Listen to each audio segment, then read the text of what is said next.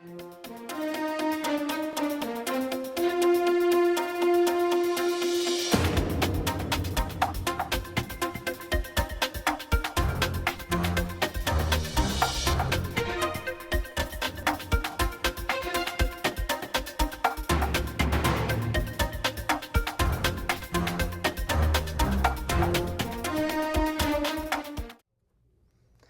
our guests today are Geri, Eddins, and Jeff Niro from Milford CARES. I'll let them say what the CARES stands for.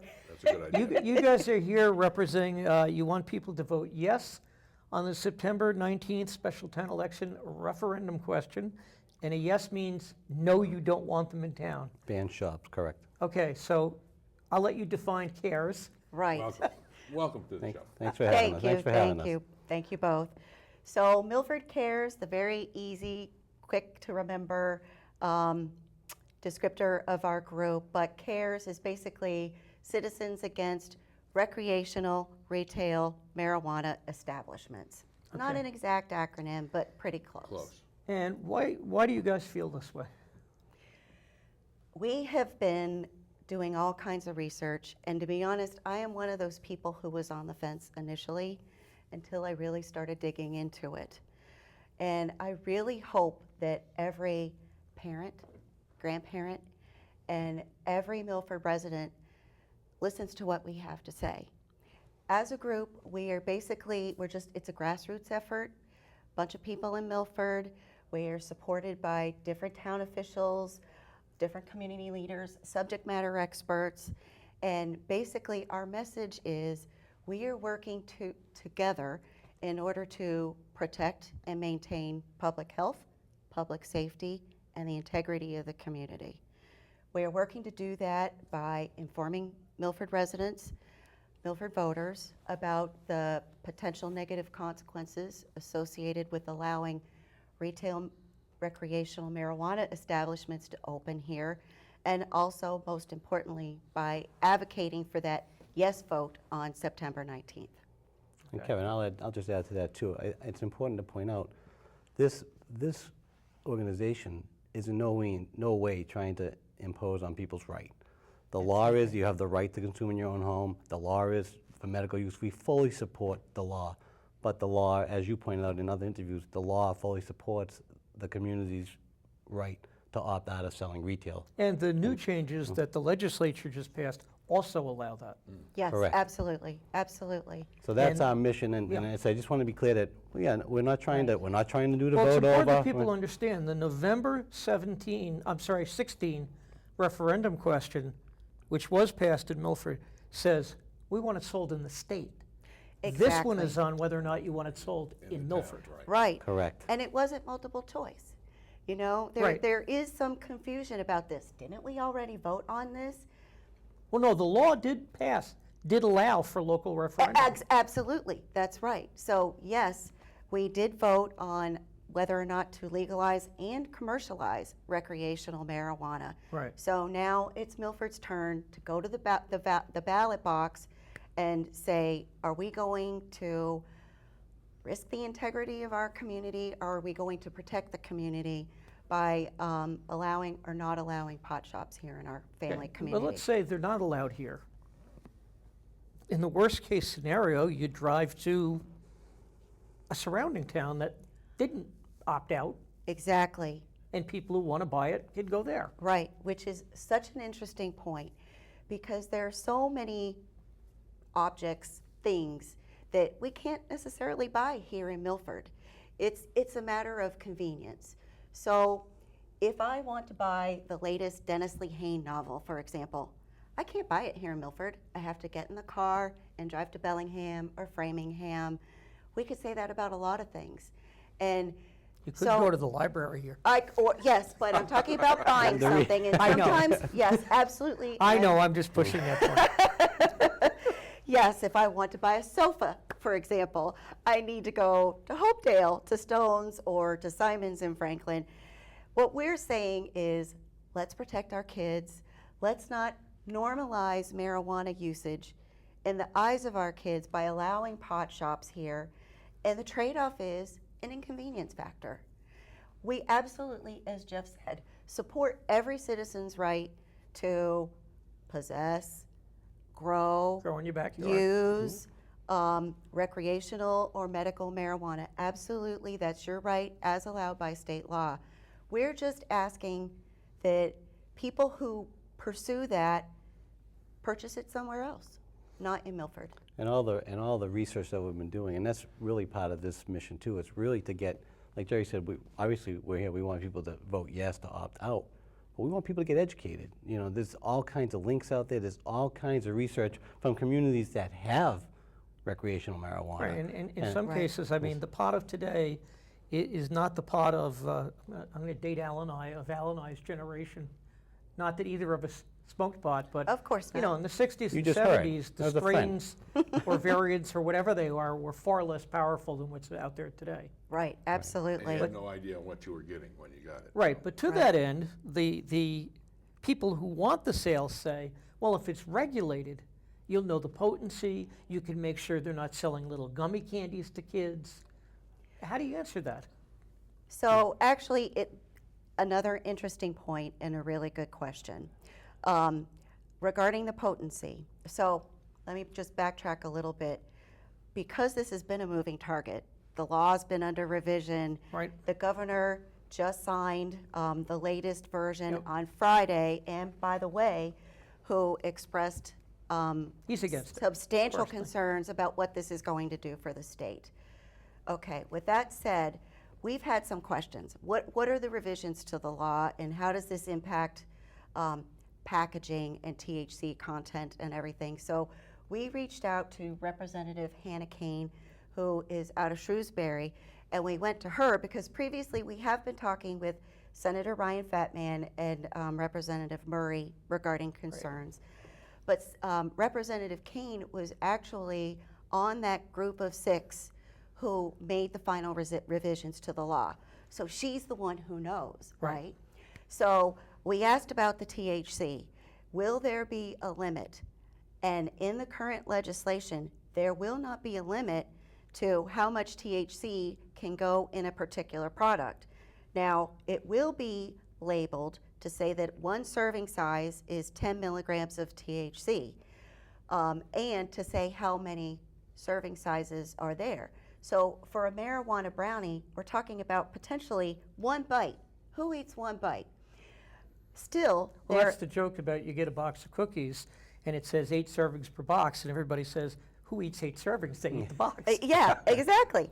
So Especially if you've been smoking the marijuana. Yeah. right. So the THC, what's interesting about that is there is a marijuana product that's referred to by different names, but it's Spackle Wax. It's something, it's not an edible, but it's not the flowering bud product either. And this is, to me, this is very frightening. It contains up to 90% THC. It's something that you heat up and you inhale it. And teenagers in Colorado are actually really getting into this wax and spackle. And another thing that's really interesting about it is that it's a moldable, it almost looks like candle wax. And so in order to pass it around at school, in the bathroom or whatever, they might open a canister of Burt Bee's lip balm, put it in there, completely indistinguishable from lip balm, and young people are passing this around. That has not been outlawed at this point, and Representative Kane said potentially down the road, the Department of Public Health could go to the Cannabis Control Commission Right. and say, Which is we yet to don't be want formed." Correct. marijuana products with a THC level of, we don't want Right. this wax spackle product. That hasn't happened yet. And if I read it correctly, it would have to be legislation to pass to regulate it. Right. So Well, what's- we're a ways away Yeah. from that. What's Right. interesting is the part of the legislation I read, there's I think it's a 30-member Cannabis Advisory Committee that then advises and recommends to the Cannabis Commission, who are the paid people. Right. But none of those have been appointed, nobody's been hired. Right. So we have So- the cart before the horse. And Yeah. the licenses are available in April. Yeah. The Correct. applications. Absolutely. Yeah. Yeah. Thank you for bringing that, because that was I'll admit, we watched your interview, we prepare. That was a great point, because when it first came out for the ballot in September, I had the same question, why September? But the way you outlined it, that the license is available in April, before the town meeting would be for the town, so we Yeah. have to have October town And- meeting, so we have to have the ballot. And the way the revised ballot question, which is being revised to conform to the new state law is, Right. instead of the simple question, you're now going to look at a proposed zoning bylaw amendment. Right. Right. Right. And what you're saying is, do you want the town to pass this? You still have to go to the October special town meeting and pass it there if the Right. people say, yes, pass it. Right. Correct. Right. That right. doesn't pass it. Town Right. meeting passes it. Right. Right. Then the Attorney General has to approve it. Review it. And then you're in November, December, and then 4 months roll by, and you're at the time where somebody can apply for a license. Right. Right. The timeline is insane. It's Which is absolutely insane. Right, so the referendum was not scheduled in September to, the kids are back at college, they're not going to vote. It Right. was, we need to do something as quick as possible after summer, but long enough before the October special town meeting to get people's viewpoint. Right. Yeah. Absolutely. So thank you for the explanation, because I wasn't clear on that until I saw you explain. I said, Well, that makes perfect sense. fortunately or unfortunately, my job involves sitting at every selectmen's meeting, so sometimes the side discussions, that people tune out, I have to pay attention to. Yeah. Yeah. That was great. That was great. So what other issues, what other reasons why you're against it? Let's talk about the image of the community. Okay. Okay. Milford, so personally, my family and I moved here over 20 years ago from out of state. And we looked at different communities. Milford appealed to us. There is a rich multicultural heritage here.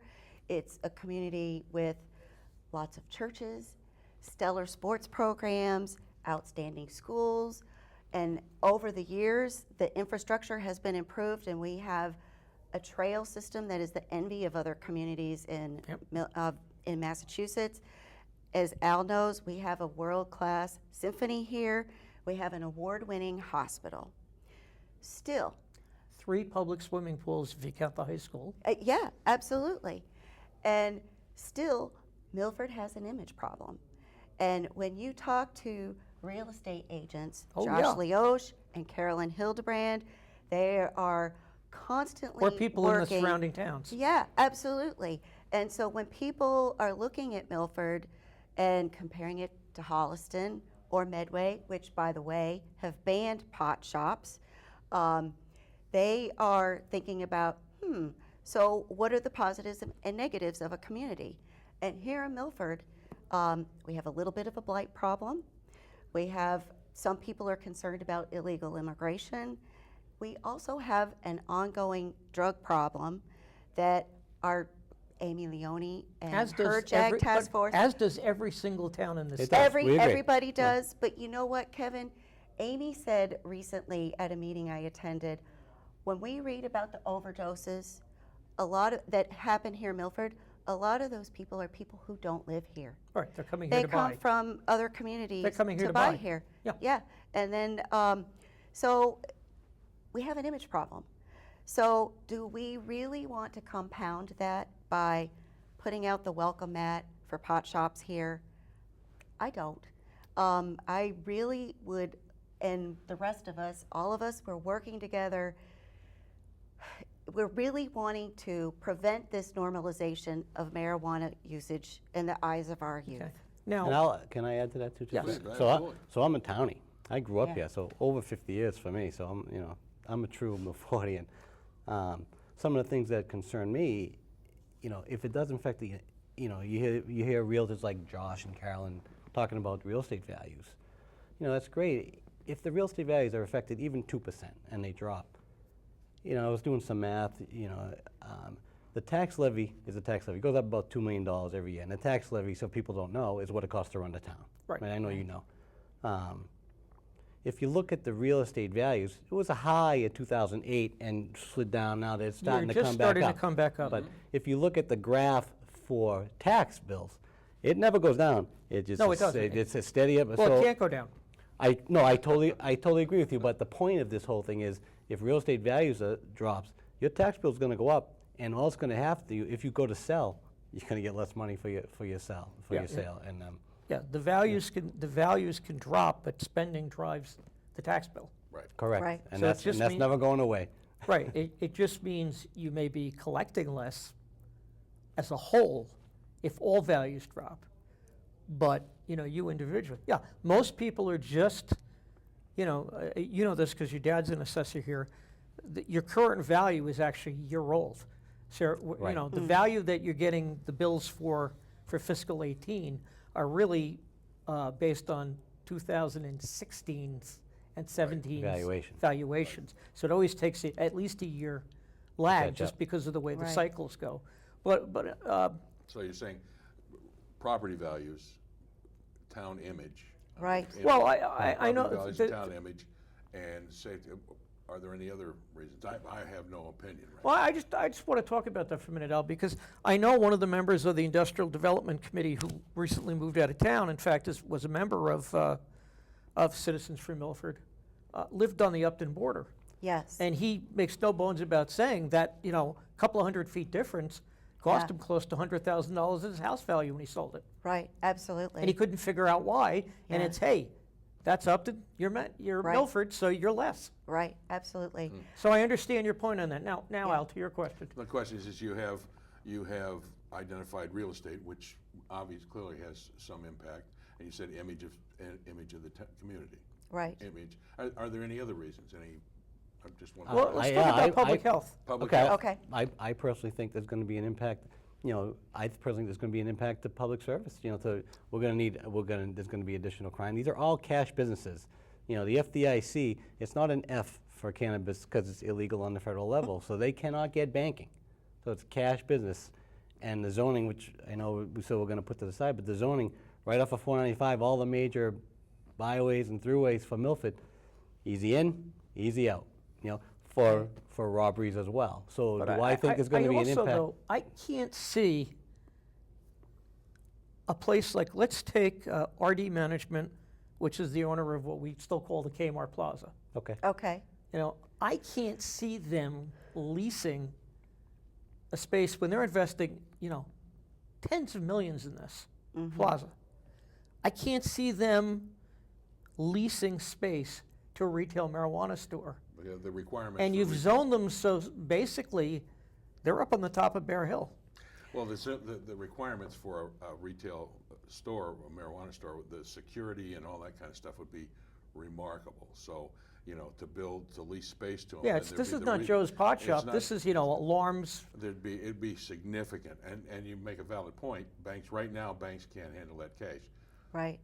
That probably will change over time. That'd be my guess, because it's. As more states legalize, I Yeah, would guess. Right. Yeah. Right. So, but you make a valid point. It would require increased support, public safety support, I would say. I know in public health, Amy Leone has said publicly to the selectmen and other folks, there have been groups in this town who spent probably the last decade trying to bring down the numbers of students at risk. Right. And her comment is, this flies in the face of that. It's like a slap in the face saying, we don't want you to do this, but we're going to legalize this here for you. Right. But don't do it. Right. So the impacts on, the health impacts are undeniable. And I know that there's, getting the path to legalization of recreational marijuana, there's this whole checkered history, and a lot of it has to do with, at the federal government level, not wanting to approve it, not wanting to fund the research. But I've been reading about some research coming out of McLean Hospital in Belmont, world-renowned institution associated with Harvard Medical School. So there's a physician there, her name is Dr. Stacy Gruber, and she and others at McLean have been doing some research about potential benefits of medical marijuana, as well as the impact of recreational marijuana on the adolescent brain. And part of those, in some of that research, they are actually able to project to see an image of the brain while somebody is smoking. So they can see in real time what is happening. I believe that's called an fMRI, Oh. although I don't know what the F stands Okay, for. so I'm not going But to get too No, medically. I've actually read things about this where they can see the brain develop, and the Yeah. brain, different centers of the brain light up Light up, in right. imagery Right. depending on what's going on. They use it in a lot of stroke victims. They use it in a lot of people to study how things affect, emotions affect you. Right, right, right. So they are able to do some pretty detailed research there. And there has been a hypothesis that smoking marijuana is going to have an impact on the frontal cortex of the brain, which is decision making, Right. self-control, right? Which, That which, by the way, doesn't fully develop Till after. until about 18 and 19 for girls. And the old joke about why are guys get the higher car insurance, they now pushed it up to about 25, 26 for boys. Exactly, and yet the legal is what- age is 21. Which is why is you always scary. go, you know, your son thinks you're stupid until he turns about 28, and then he goes, gee, you're a smart dad. And in support of Geri's statements, like I said, there's tons of research out there, but Yeah. I was reading an article from Dr. John Knight. He's an MD, PhD researcher at Boston Children's. Pretty renowned, right? Number Yep. one in the world, right? Yep. And it says that teen use of marijuana quadruples someone's chances of getting mental illness by the time they're an adult. That's research right from Boston Children's. So, Right. you know, not trying to be fear mongers out there because I know Right. that's being thrown, but this is the research. Well, This now, is now what do you say to somebody say, but you know, I could go to almost any area of town right now and buy alcohol, and that's a drug. It is, absolutely. And alcohol's not on the table, number Right. one. The issue at hand is recreational marijuana. And I think you could say that about a lot of things, right? Someone said to me recently, all right, so you're worried about edible marijuana, you're worried about kids getting their hands on it and eating the edible gummy bears that are infused with marijuana. You know, good parent, they're going to keep that stuff locked up. So if you think about all of the potential hazards in a home, Right. there are all kinds of medications, cleaning products, loaded guns, right? But we all know that accidents happen. And the other point is, why add something to the list? Marijuana is not an innocuous substance. It definitely, the health effects are undeniable. And when you start talking about the edibles, another issue with that is it's not just high THC levels, it's the difference between smoking and eating. If someone smokes marijuana, they start to feel the effects much sooner. You know, 10 minutes, 15 minutes. But someone who chooses a marijuana brownie might take, depending upon size and weight, it might take 45 minutes, an hour. So let's say that person has actually read the portion control information on the package, they're going to take another bite, right? And you can read interviews with all kinds of people. Actually, this one I liked. Seth Rogen, comedian, Yep. actor, active illicit drug user, did a video interview with Howard Stern. Howard Stern. And he talked about edible marijuana, worst, I won't say exactly what he said, worst trip he ever had, and he'll never do it again. You keep eating it because you're not getting high, and you think you got to keep eating it in order to achieve that. So there's a real danger to that, especially among young people. If Milford as a community says, sure, let's open pot shops, that's sending the message, this is okay. There's an interview I read with an ER physician in outside of Denver. There are mothers who are having babies in Colorado. The babies have THC in their systems. When they're born. When they're And born, the yes. mothers don't understand. Well, I thought marijuana was safe. It's legal, right? So not only, you know, Massachusetts as a state, we've legalized it. We're going to be commercializing recreational marijuana soon. If, in addition to that, as a community, we say, sure, let's open some pot shops in town, that just, you know, reinforces that message that because it's legal, it's okay. And I'm sorry, but I cannot support that. Yeah, and kind of what we talked about before too, with the accessibility to the kids in the schools. You know, we have both Scott Harrison and Joe Marias, both school committee guys, coming out, really concerned on the impact to the teachers, the administration. What more oversight are they going to have? So now we're going to have to bring another counselor on, or we're going to have to bring on more hall monitors. And again, we talked about the levy. That's where it's going if we have Right. to do that, you know? And all three selectmen are in favor of your position. Absolutely. And back to that point, strain on public services. Some people are thinking, the only benefit that I can see people, other than convenience of having the shops in town, some people are saying, what about the revenue? So It's a let's talk- nice tax bump to the town. well, is it really? Because let's think about it. Let's say a pot shop wants to come into town. Right. They have to negotiate a host community agreement. And per state law, the most recent version, this is per Representative Hannah Kane, we can negotiate up to 3% of the total sales. Right. So let's say we have one pot shop, they have $1 million in sales. 3% of that is $30,000. And Jeff, Finance Committee member, can say, let's That's talk. not even a cop. It's That's not, not even close to a exactly. cop. It is not going to be a It's windfall. not. It's not some. It's It not a is not going to firefighter. be a windfall and for the the tech, community. And the point to that, Kevin, the most important point to that is the cop is on the payroll forever. The revenue, unless they grow, it's 30,000 year one, 30,000 Right. year two, but guess what? We're still paying for that cop. So in order to really make... And speaking of that, there is, as far as I know, still no way for policemen to measure the degree of impairment of a driver like they Right. can with alcohol, There is no with marijuana. yet. There is no measurement, no method. There's to- no blowing yeah. to No this, sobriety test. and hey, you're stoned. Exactly, Well, exactly. there was a. They're working on it. They're working They on are They're working on thinking it. about They have giving- to. They're thinking about giving Twinkies to every police officer, and then you walk up to the window and See give it. a Twinkie and the munchie Is that appropriate? Is that appropriate? I'm not sure that'd work. Well, anyway, we've got about a minute left. Okay. Just checked our time. We've got about a minute left. What do you want people to know as they get ready to vote on September 19th? This is not against people's right to consume in their home. Okay. This is against retail shops in Milford, so it's vote yes to opt out of retail shops Okay. in Milford. And where do people find out more information about your point of view? Is there a website? Yes, there is. It's we have information on the Citizens for Milford website, so it's citizensformilford.com. Click the Milford CARES tab.